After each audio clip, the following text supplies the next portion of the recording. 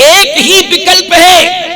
मैं एक बात कहता हूं, आप सबसे बता रहा हूं, आप रामायण घर घर में रखो और अर्थ सहित गीता प्रेस गोरखपुर की रामायण जो बड़ा साइज की है उसको रखिए। आप नित्य जो है रामायण को पढ़ने के लिए 5-10 मिनट का समय निकालिए। आपको हमारा समय नहीं निकलता है, बहुत ही व्यस्त लाइफ है, समय निकलता ही नहीं। मैं एक बात कहता हूं, बहुत से ऐसे लोग बैठे हैं जो सुबह सुबह जगते हैं, चाय और अखबार दोनों, अखबार पढ़ते हैं और चाय पीते हैं। बोलो पीते हैं कि चाय पीते हैं और अखबार पढ़ते हैं। चाय न मिलेगी तो घूमेंगे इधर उधर, और अखबार पढ़ने को नहीं मिलेगा तो इधर उधर घूमेंगे। अखबार क्यों नहीं आया, क्या बात हो गई? चाय क्यों नहीं मिली, क्या बात हो गई? चाय और अखबार के बिना नहीं रह सकते हो। पढ़ते हो अखबार, चाय पीते हो, ये दोनों ही नुकसान करते हैं। चाय भी हानिकारक है और अखबार की भाषा भी हानिकारक ही है। क्यों? जब जब भी पेपर को पढ़ोगे उसमें समस्याएं लिखी होंगी। बोलो लिखी होंगी कि नहीं? घर से लेकर के देश तक की समस्या, देश से लेकर के विदेश तक की समस्याएं, समस्याएं ही समस्याएं। अच्छा एक बात आपको बताएं, आपने अखबार पढ़ा और चाय पी, तो चाय पीने के बाद आप तुरंत गए कहाँ? स्नान करने। अब हम वो शब्द नहीं बोलना चाहते, कहाँ गए है नहीं, आप बाथरूम में चले गए। अच्छा भाई, पेपर पढ़ने के बाद आपने क्या किया?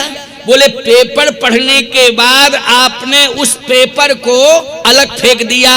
किसी ने कहा कि आपने अलग क्यों फेंक दिया? बोले अब हो गया ये रद्दी। आपने क्या कहा? मैंने पढ़ लिया, ये पेपर क्या हो गया, अब मेरे मतलब का नहीं है, रद्दी हो गया।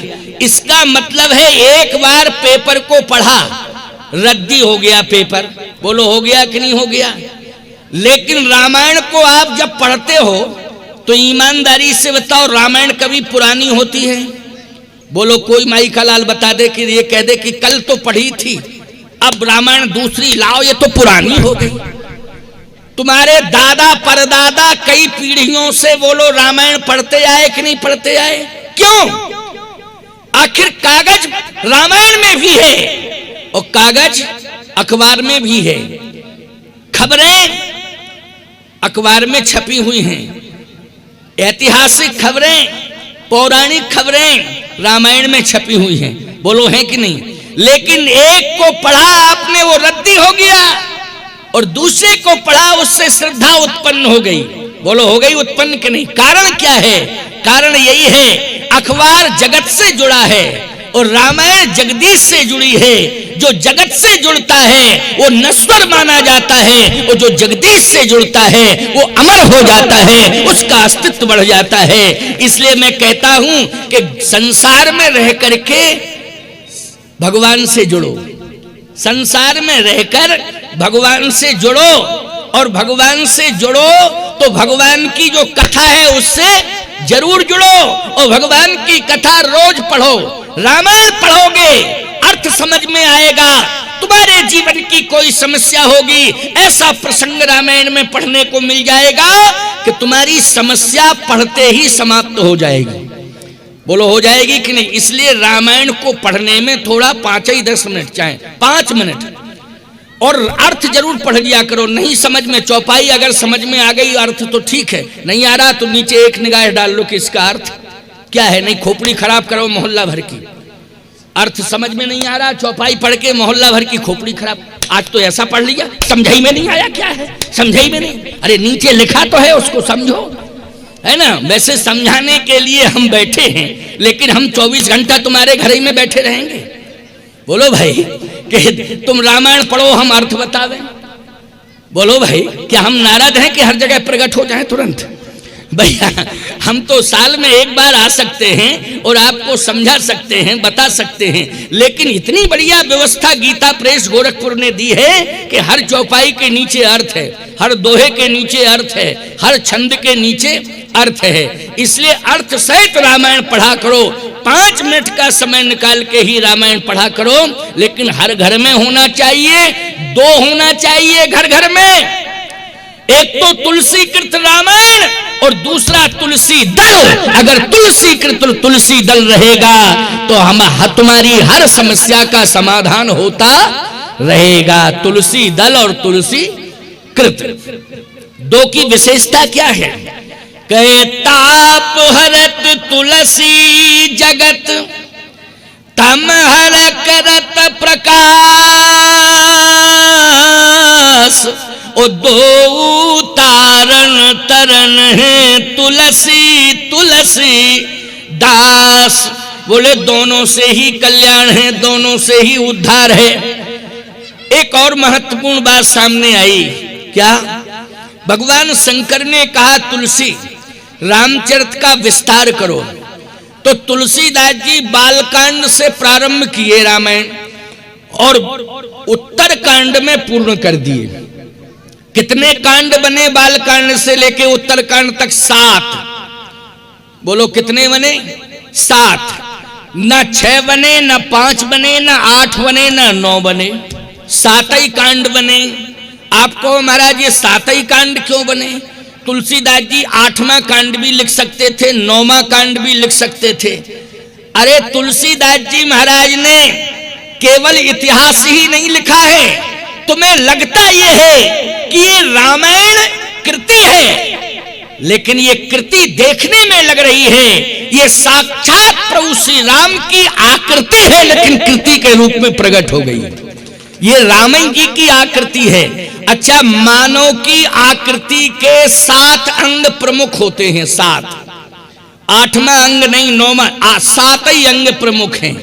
और भगवान राम जब नारायण से नर बने तो वो 7 अंग उनके, एक एक कांड एक एक अंग से जुड़ा है। संत तुलसीदास जी की परंपरा में नाभाजी महाराज हुए हैं।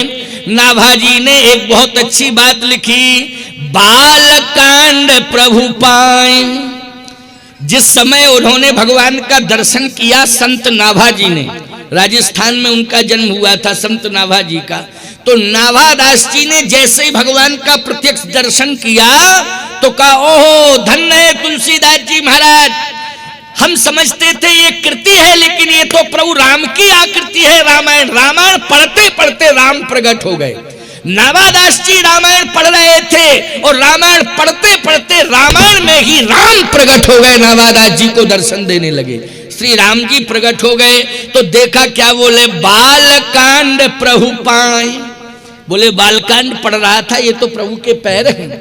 बालकांड प्रभु पाए, अयोध्या कटि मन मोहे।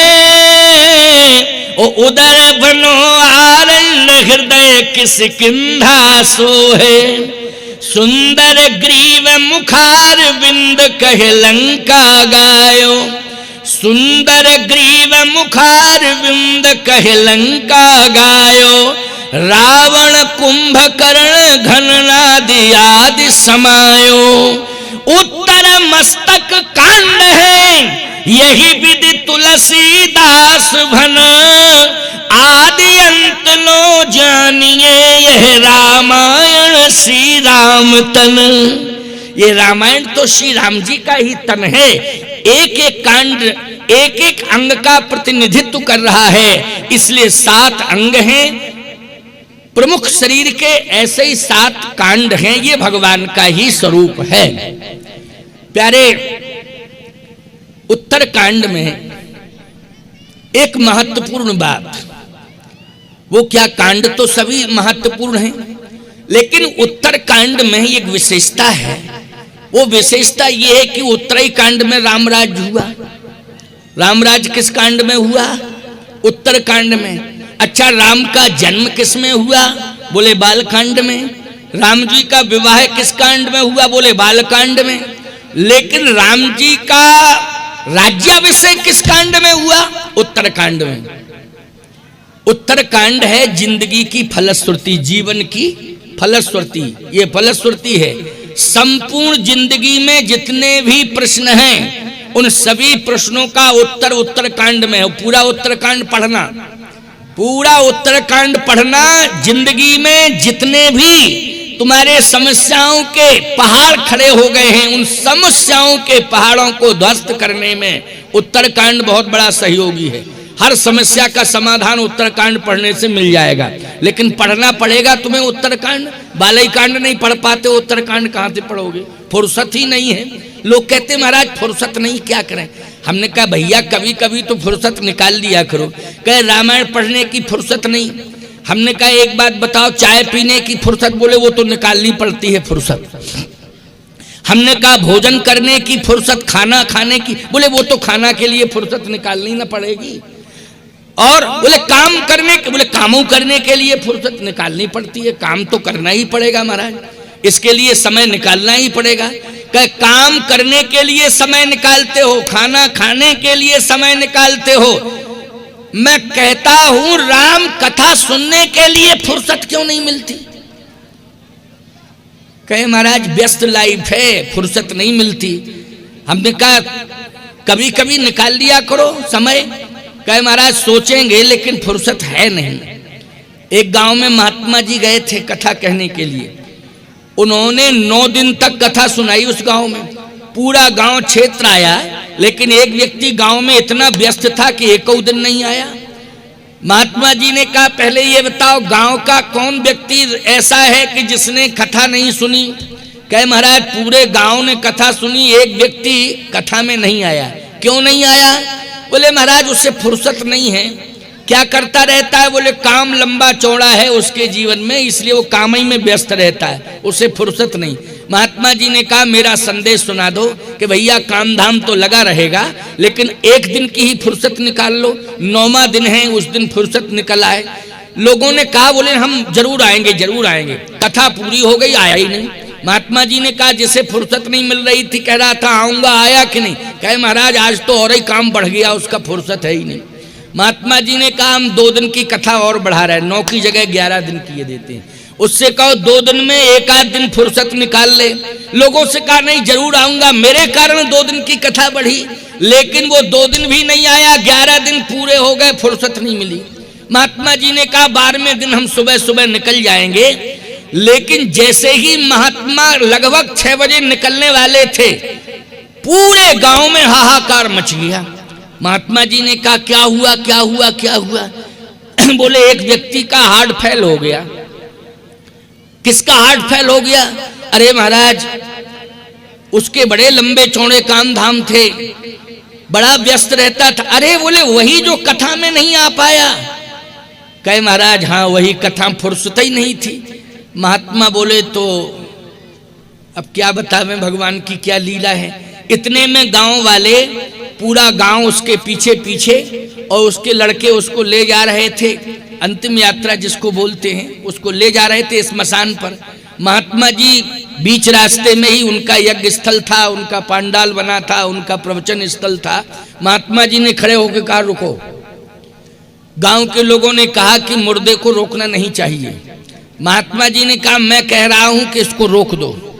लोगों ने कहा कि महात्मा चमत्कारी है, हो सकता है कि प्राण फूंक दे, ताकत है, महात्मा है, इसलिए रोक दो। रोक दिया मुर्दे को। कहे इसको नीचे रख दो। कहे नीचे तभी रखा जाएगा जब कुछ चमत्कार हो। कहे रखो तो। रख दिया लोगों ने। अब महात्मा जी गए सो कान में लग के कुछ कहना शुरू किए। 15 मिनट हो गया। लोगों ने कहा न हिल रहा है न डुल रहा है मुर्दा, अगर कुछ मंत्र में ताकत है तो इसको जगाओ, इससे कुछ बुलवाओ, इसे चलाओ। महात्मा बोले डिस्टर्ब मत करो, हमें अपना काम करने दो, तुम बीच में क्यों बोल रहे हो फालतू के। लोगों ने कहा हल्ला मत करो, चमत्कार होने ही वाला है। महात्मा डांट रहा है, इसका मतलब है कि कुछ ना कुछ दमखम तो है ही है। अब महात्मा जो है कान में पता नहीं क्या कहे जाए। 1 घंटा हो गया। लोगों ने कहा 1 घंटे से क्या कर रहे हो? महात्मा जी बोले 11 दिन तक फुर्सत नहीं मिली, आज इसे फुर्सत मिली, कथा सुना रहे इसको।